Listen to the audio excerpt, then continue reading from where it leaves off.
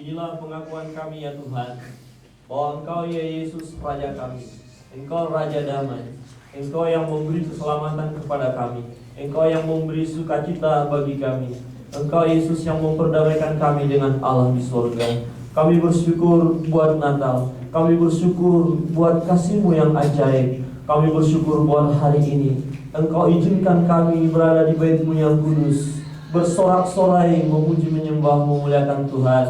Bahkan sebentar kami akan mendengarkan sabda-Mu. Berbicaralah bagi kami sekalian ya Allah. Biarlah kuasa Roh Kudus bekerja dan kami semua diberkati melalui kebenaran firman. Kami diberkati di dalam ibadah ini. Kuasa Roh Kudus nyata di dalam ibadah kami. Roh Tuhan bekerja. Terima kasih Bapak urapi kami semua, hamba yang terbatas yang menyampaikan kebenaran. Mohon pengurapan Tuhan kami serahkan di dalam nama Yesus Kristus Tuhan. Amin. Silakan duduk Bapak Ibu. Shalom. Shalom. Puji Tuhan, hari ini kita bersukacita. Sebelumnya saya ucapkan kami keluarga gembala, majelis dan pengurus mengucapkan selamat hari Natal. Mungkin Bapak John harus tetap duduk di situ karena saya tidak bawa alatnya. Dan kita bersyukur kalau hari ini kita bisa merayakan Natal. Amin. Sungguh luar biasa. Karena kasih Tuhan kita bisa merayakan Natal. Ya, tampaknya suasana agak panas ya. 4 AC tidak bisa menandingi kehangatan, kegairahan kita untuk memuji Tuhan. Amin. Ya, ini luar biasa. Dan juga kita menyongsong tahun baru agak berbeda, yang paling ujung. Ya. Kita tidak tahu peristiwa hari-hari ke depan, apakah kita bisa melewati tahun 2011. Tetapi seperti yang saya katakan tadi malam, apapun yang terjadi ke depan, kita tidak perlu takut, karena Tuhan selalu menyertai kita. Amin. Bersyukur dengan ibadah ini, Oma Maria bersama dengan kita. Walaupun kondisi lemah, tadi pagi menelepon dan rindu sekali menikmati ibadah hari ini adalah anugerah Tuhan. Tuhan itu baik, amin. Tuhan itu baik bagi kita sekalian. Nah, tema kita hari ini, kita akan merenungkan firman Tuhan dari Lukas. Ya, bisa di ya. Saya memberi tema pertobatan membawa sukacita dalam Lukas pasal 15 ayat 1 sampai 7. Dan kita akan coba membaca firman ini bersama-sama. Tadi sudah kita membaca bagaimana sejarah kelahiran Yesus Kristus. Kita akan membaca Lukas pasal 15 ayat 1 sampai dengan 7. Ayat 1 saya baca, ayat 2 Bapak Ibu yang akan membacanya, demikian seterusnya. Perumpamaan tentang domba yang hilang. Ayat yang pertama, para pemungut cukai dan orang-orang berdosa biasanya datang kepada Yesus untuk mendengar Dia. Ayat 2, Bapak Ibu. Maka bersungguh-sungguhlah orang-orang Farisi dan ahli Taurat, katanya, Dia menerima orang-orang berdosa dan makan bersama-sama dengan mereka. Lalu Ia mengatakan perumpamaan ini kepada mereka. Siapakah di antaramu yang mempunyai 100 ekor domba, dan jikalau yang hilang seekor di antaranya, tidak meninggalkan yang 99 ekor di padang gurun dan pergi mencari yang sesat itu sampai ia menemukannya? Dan kalau ia telah menemukannya, ia meletakkannya di atas bahunya dengan gembira. Dan sesudahnya berjumpa dan memanggil sahabat-sahabat dan tetangga-tetangganya serta berkata kepada mereka, bersukacitalah bersama-sama dengan aku, sebab dombaku yang hilang itu telah kutemukan. Aku berkata kepadamu, demikian juga akan ada sukacita di surga karena satu orang berdosa yang bertobat, lebih daripada sukacita karena 99 orang benar yang tidak memerlukan pertobatan. Saudara yang terkasih di dalam Tuhan, firman Tuhan yang kita baca tadi menunjukkan bahwa keadaan dunia ada banyak domba-domba yang tersesat. Ada banyak manusia yang telah kehilangan kemuliaan Allah. Yesaya berkata bahwa setelah manusia itu jatuh ke dalam dosa, ia sesat seperti domba dan tidak bisa menemukan jalan kembali. Natal adalah inisiatif Allah, karya Allah untuk menyelamatkan manusia yang berdosa. Untuk menyelamatkan manusia yang berdosa. Ada dua hal yang mau kita lihat nanti di sini. Dalam Lukas pasal 15 sebagai nats tema kita, Yesus berkata kepada mereka, "Aku berkata kepadamu, demikian juga akan ada sukacita di surga karena satu orang berdosa yang bertobat, lebih daripada sukacita karena 99 orang benar yang tidak memerlukan pertobatan." Ada banyak orang percaya saat ini. Ada banyak orang yang sungguh-sungguh datang kepada Tuhan. Tetapi masih ada banyak juga orang yang belum percaya kepada Yesus. Masih ada yang tersesat. Masih ada yang terhilang. Masih ada yang belum kembali. Melihat orang-orang yang sudah bertobat sesuai firman Tuhan, Allah senang, Allah sukacita. Tetapi Allah tidak tinggal diam. Penting kita merayakan perayaan Natal. Penting kita memberitakan berita sukacita ini. Karena masih banyak orang-orang yang belum menemukan jalan itu. Masih banyak orang-orang yang belum kembali. Itu sebabnya Natal ada. Yesus datang ke dunia. Tujuannya apa? Mencari mereka yang terhilang dan yang tersesat. Dua hal yang perlu kita renungkan dalam nats ini. Tentang berita Natal, tentang keselamatan, tentang sukacita. Sukacita yang akan kita alami, sukacita yang akan dialami oleh manusia. Yang pertama kita melihat adalah Yesus menerima orang berdosa. Yesus menerima orang-orang berdosa. Gambar pertama kalau kita lihat, tidak semua domba itu menurut. Memang pada umumnya domba itu penurut. Tetapi kadang-kadang dia bisa bertingkah dan akhirnya terjatuh ke jurang. Ya, terjatuh ke jurang. Domba itu juga mengalami masalah, mengalami tantangan. Tetapi Alkitab tadi berkata, ketika ada yang terhilang, ya, dia tidak tinggal diam. Siapakah di antara kamu yang mempunyai 100 ekor domba dan jikalau yang kehilangan seekor di antaranya tidak meninggalkan yang 99 ekor di padang gurun dan pergi mencari yang sesat itu sampai ia menemukannya. Natal adalah tindakan Allah, karya Allah datang ke dunia untuk mencari yang sesat. Kemudian sampai dia menemukannya. Dan karya ini sedang berjalan terus. Dan tiap tahun ada domba-domba yang ditemukan. Ada domba-domba yang masuk ke pangkuannya. Ada domba-domba yang dibawa ke hadiratnya. Ada domba-domba yang ditemukan tiap-tiap tahun. Dan kalau tahun ini kita bisa merayakan sukacita Natal, ini adalah karena karya Allah dalam hidup kita. Amin. Ada sukacita. Tetapi ironis sekali, ada juga orang-orang Kristen pada saat Natal kehilangan sukacita. Karena diterpa berbagai persoalan, karena diterpa berbagai permasalahan, bahkan hanya karena materi bisa kehilangan damai sejahtera ketika Natal. Masih ingat waktu anak kecil, ketika tidak dibeli baju baru pada saat Natal, kita kehilangan damai sejahtera. Bisa 1 tahun. Karena 1 minggu lagi kan udah 1 tahun. Jadi 1 tahun dia kehilangan damai sejahtera. Tahun 2012 misalnya, setelah diberi baju baru bersukacita. Sukacita tidak didasarkan oleh materi. Amin. Tetapi sukacita didasarkan bagaimana pengenalan kita akan Tuhan.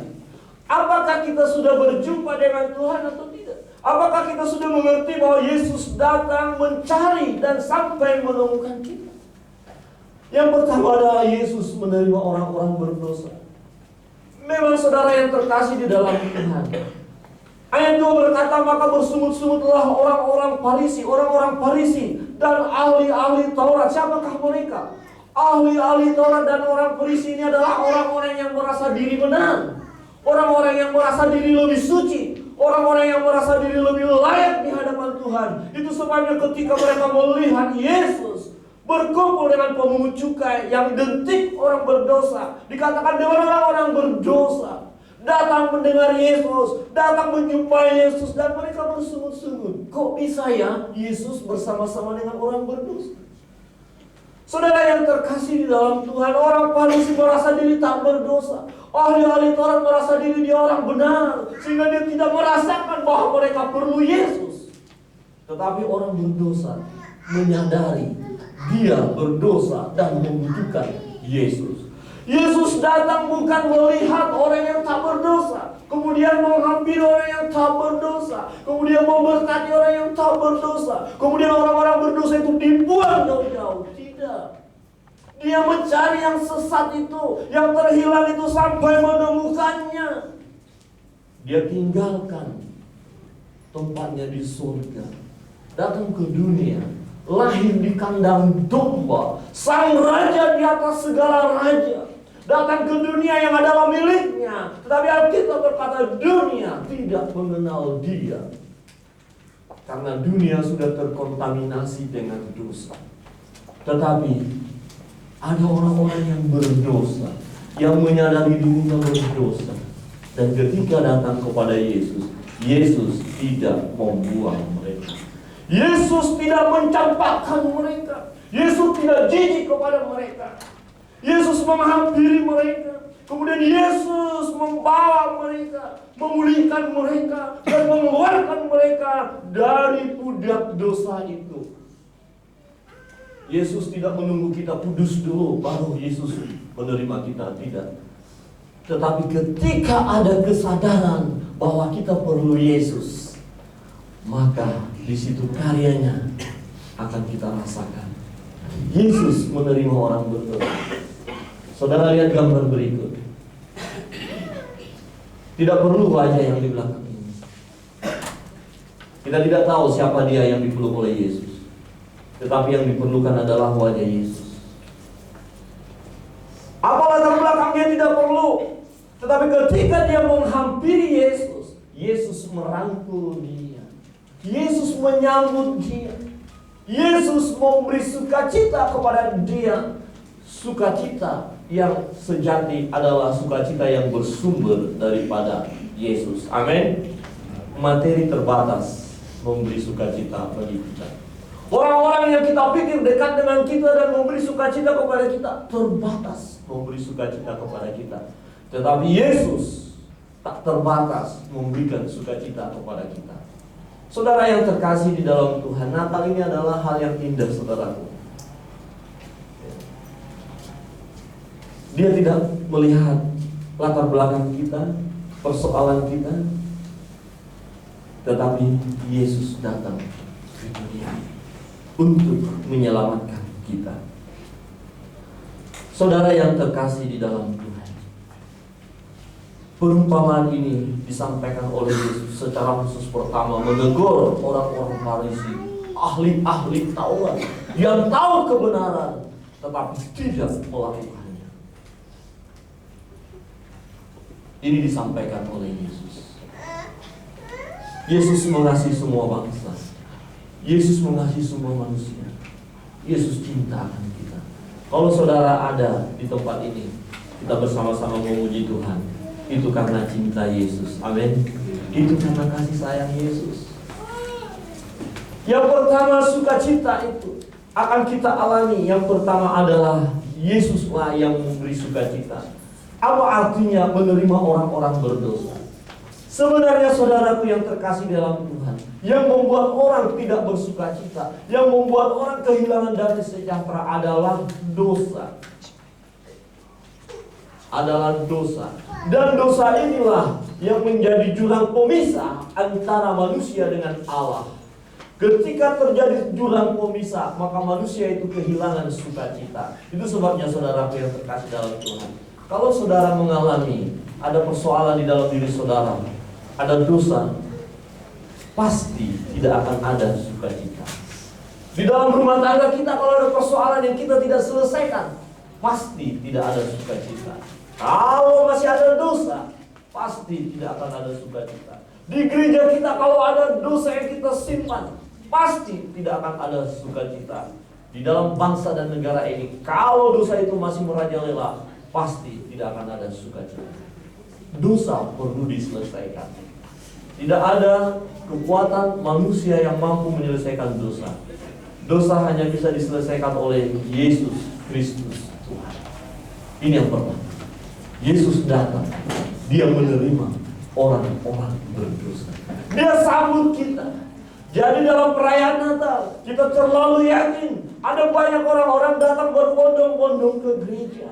Oleh karena pemahaman yang benar bahwa tangan Yesus terbuka menyambut mereka. Mungkin 1 tahun ini, manakala kita merenungkan perjalanan hidup kita, acap kali kita menyakiti hati Allah, menyakiti hati sesama, menyakiti hati orang-orang yang dekat dengan kita, dan mungkin mengecewakan banyak orang. Tetapi Natal adalah momen di mana kita melihat kepada Yesus. Tangan Yesus terbuka untuk memberi sukacita itu bagi kita. Tangan Yesus terbuka. Kita manusia yang penuh dengan kelemahan dan keterbatasan. Kalau Yesus tidak datang, tak seorang pun yang layak di hadapan Allah Bapa. Kalau Yesus tak datang, tak seorang pun yang bisa memperoleh hidup yang kekal. Tak seorang pun yang mampu menikmati kebahagiaan tanpa melibatkan Yesus dalam hidupnya. Yesus datang memberi damai kepada kita yang berdosa. Mengapa? Karena Dia menerima kita. Dia menerima kita. Pastikan dalam hidup kita, Bapak Ibu, bahwa saya diterima oleh Yesus. Tangan Yesus terbuka bagi saya. Karena ada konsep yang keliru. Ada orang yang menyadari dirinya berdosa, kemudian dia berpikir, kalau begitu saya tidak layak di hadapan Tuhan, saya tidak usah datang kepada Tuhan, karena memang saya belum layak. Justru ketika kita menyadari ketidaklayakan kita kepada Tuhan, datanglah, karena Tuhan selalu melayakkan kita manakala kita datang kepadanya. Itulah tujuan Yesus datang. Dikatakan, aku datang supaya memberi hidup. Aku datang menyelamatkan mereka yang terhilang. Bahkan di bagian lain ditegur, diingatkan, apakah ada orang sehat yang membutuhkan dokter? Tidak, justru orang sakit yang membutuhkan dokter. Yesus tahu bahwa kita membutuhkan Dia, dan Dia datang kepada kita. Yang kedua, Bapak Ibu, sukacita akan kita alami. Yang kedua, manakala orang berdosa meresponi panggilan Tuhan Yesus, yaitu bertobat. Di ayat yang ke-7, aku berkata kepadamu, demikian juga akan ada sukacita di surga, karena satu orang berdosa yang bertobat, lebih daripada sukacita karena 99 orang benar yang tidak memerlukan pertobatan. Pertobatan membawa sukacita. Pertobatan membawa damai sejahtera. Pertobatan memungkinkan kita menikmati anugerah Tuhan. Pertobatan memungkinkan kita untuk hidup di dalam kelimpahan. Pertobatan memungkinkan kita untuk mampu menghadapi perjalanan hidup ini walaupun banyak tantangan. Kenapa? Karena Tuhan menolong kita. Tuhan akan berkarya di dalam hidup kita. Dibutuhkan respon. Apalah arti sebuah Natal kalau hanya kita malam Natal dan tanggal 25, ada tanggal 26 berbondong-bondong ke gereja tanpa meresponi arti Natal itu? Apa artinya kalau kita menjadi bagian seperti orang-orang Farisi dan ahli Taurat yang ketika Natal datang ke gereja dan memuji Tuhan, tetapi sesungguhnya tidak menerima Yesus berkuasa sebagai Raja di dalam hidup kita? Tak ada artinya perayaan Natal kalau tidak meresponi kedatangan Yesus. Meresponi kedatangan Yesus, meresponi Natal adalah di mana kita terbuka kepada Tuhan. Kita tahu, ya, dikatakan di ayat 7, dengan bertobatnya seorang pribadi. Bukan hanya pribadi itu yang bersukacita, tetapi malaikat di surga. Itu sebabnya berdasarkan Alkitab atau firman ini, kita terlalu yakin surga sedang bersorak-sorai, sedang ramai. Amin. Sedang ramai karena ada orang-orang yang bertobat. Bertobat tidak hanya sebatas menerima Yesus, ya, Ada arti bertobat yang pertama menerima Yesus, tetapi ada bertobat dari kelakuan hidup hari lepas hari, progresif. Ya, jadi pertobatan pertama adalah panggilan di mana kita percaya Yesus. Yang kedua, pertobatan yang harus kita lakukan hari lepas hari. Kemarin-kemarin mungkin pikiran kita kacau. Kemarin-kemarin kita melakukan hal-hal yang tidak sesuai dengan firman Tuhan. Mungkin pagi ini ada hal-hal yang tidak berkenan kepada Tuhan kita lakukan. Mari datang kepada Tuhan. Selesaikan di hadapan Tuhan, maka kita akan merasakan sukacita. Apakah setelah kita selesaikan hari ini kemudian tidak akan ada masalah? Nanti dulu. Besok akan ada persoalan lagi. Besok akan ada masalah lagi yang akan bisa membuat kita juga jatuh ke dalam dosa. Tetapi bertobat kembali. Supaya apa? Supaya sukacita kita itu jangan keluar. Supaya damai sejahtera kita itu tidak dicuri oleh iblis. Maka kita harus lakukan pertobatan hari lepas hari. Saudara yang terkasih di dalam Tuhan, panggilan Tuhan bagi kita adalah bertobat. Kalau kita sungguh-sungguh menyadari hidup kita, jangan kita biarkan tahun 2011 lewat tanpa meresponi Natal dengan yang sesungguhnya. Artinya jangan kita biarkan tahun 2011 kita lewatkan tanpa menyelesaikan persoalan-persoalan kita dengan Allah. Memang kita memiliki persoalan dengan saudara kita yang lain, dengan teman yang lain, tetapi itu berdampak kepada persoalan kita dengan Allah. Beberapa waktu yang lalu kita sudah merenungkan firman Tuhan. Ada seorang hamba yang mempunyai utang yang sangat banyak. Kemudian karena dia tidak mampu melunasi utangnya, tuannya berkata, sudah beres utangnya, selesai sudah.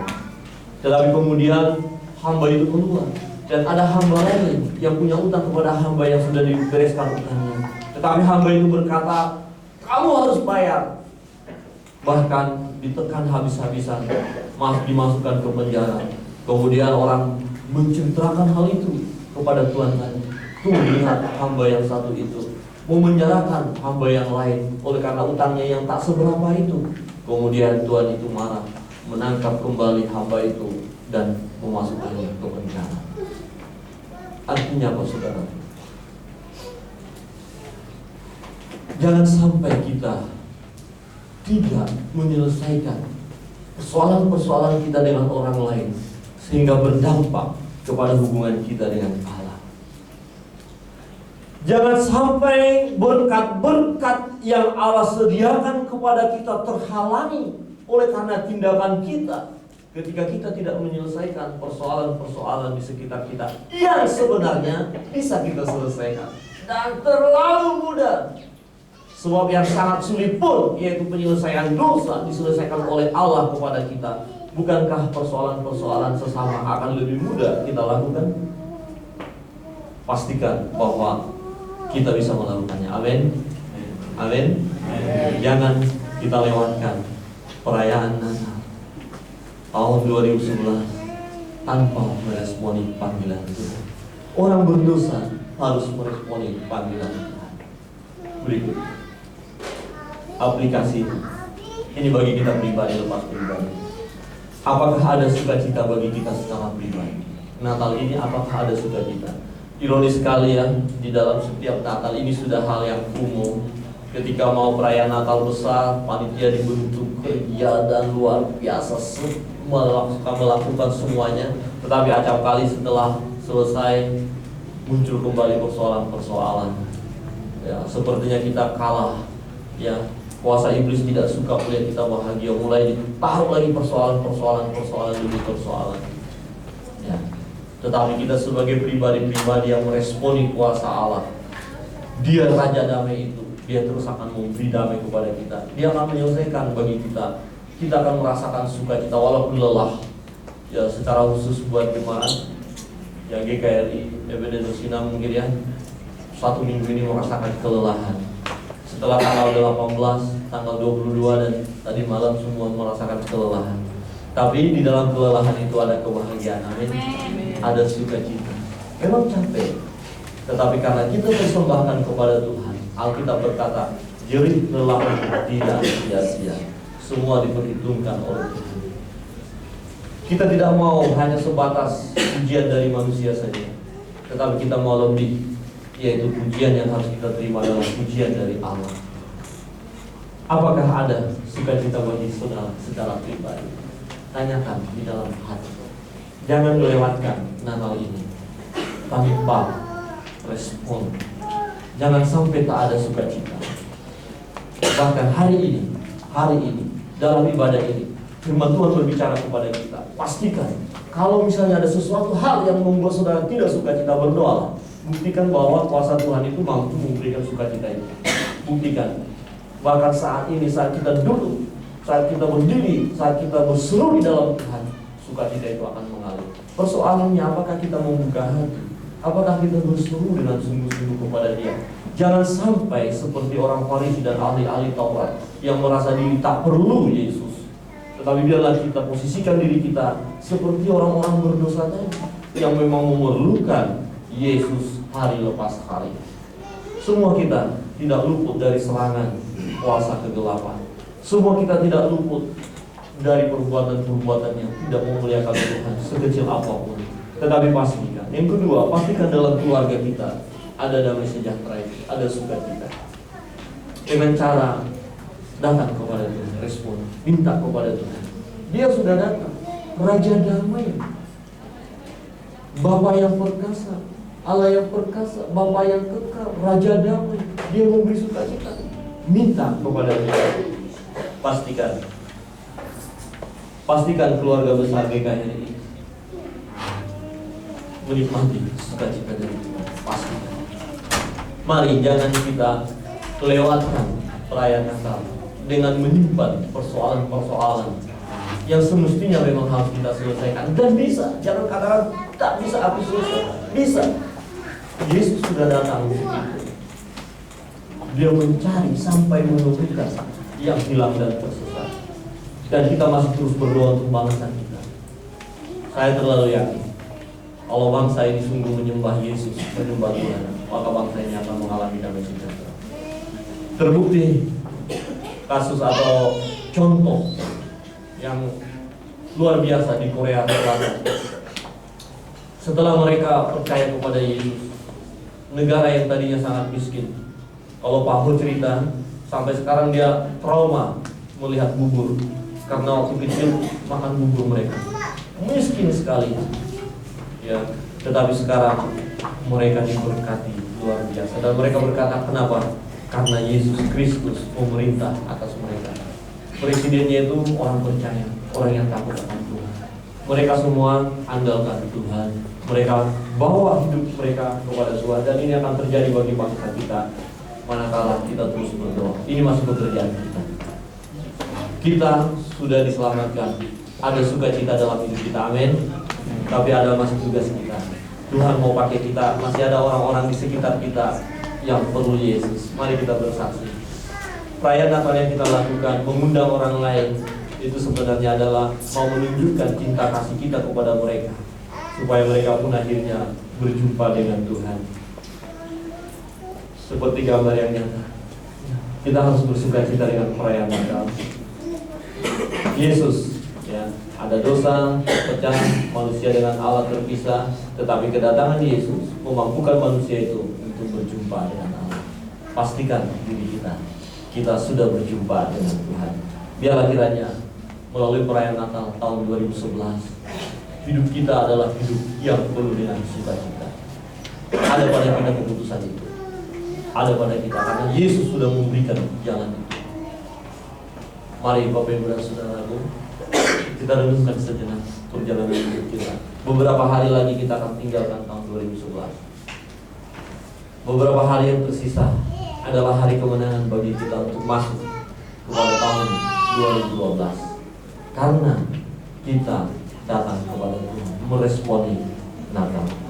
Mari kita bangkit berdiri.